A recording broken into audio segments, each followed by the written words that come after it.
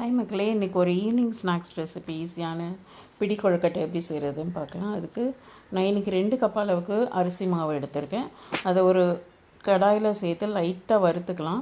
மாவு சூடாகிற வரைக்கும் மட்டும் வறுத்து எடுத்து தனியாக ஒரு பிளேட்டில் வச்சுக்கலாம். இது சட்டுன்னு ஒரு ½ அன் ஹவர்க்குள்ளே செஞ்சிடலாம் ஈஸியாக. இந்த கொழுக்கட்டை ரொம்ப நல்லாயிருக்கும் ஈவினிங் டைம் ஸ்நாக்ஸுக்கு. ஸோ இது வறுபட்டுருச்சு, எடுத்து வச்சிடுறேன். இதுக்கு இனிப்புக்காக நான் 1 கப்புக்கு 3/4 கப்பு வெல்லம், ஸோ அப்போ 2 கப்புக்கு 1½ கப்பு வெல்லம் எடுத்திருக்கேன். தண்ணியுமே 1½ கப்பு எடுத்திருக்கேன். இந்த வெல்லம் கரைஞ்சால் மட்டும் போதும், பாகுபதம்லாம் எதுவுமே தேவையில்லை.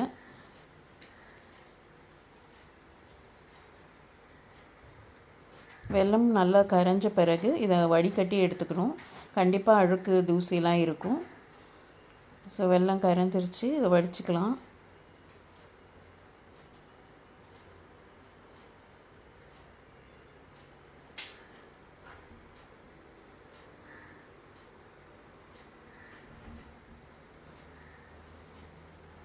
அதே கடாயில் இந்த வடித்த வெல்லத்தை சேர்த்துக்கிறேன். சேர்த்துட்டு இந்த இதுக்கு டேஸ்ட் கொடுக்குறதுக்காக ஒரு 3/4 கப்பு தேங்காய் துருகி போட்டிருக்கேன்.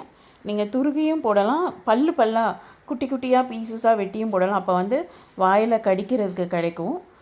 கொழுக்கட்டை சாப்பிடும்போது துருகியும் போடலாம். நான் துருகி போட்டிருக்கேன்.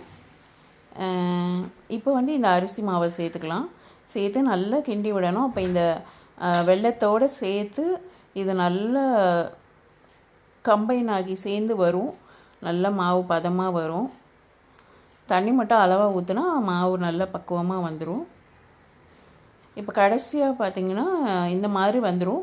இதுக்கப்புறமா ஒரே ஒரு டீஸ்பூன் நெய் சேர்த்துருக்கேன். ஒரு நல்ல வாசனை கொடுக்கும், சாப்பிடும்போது ரொம்ப நல்லா இருக்கும்.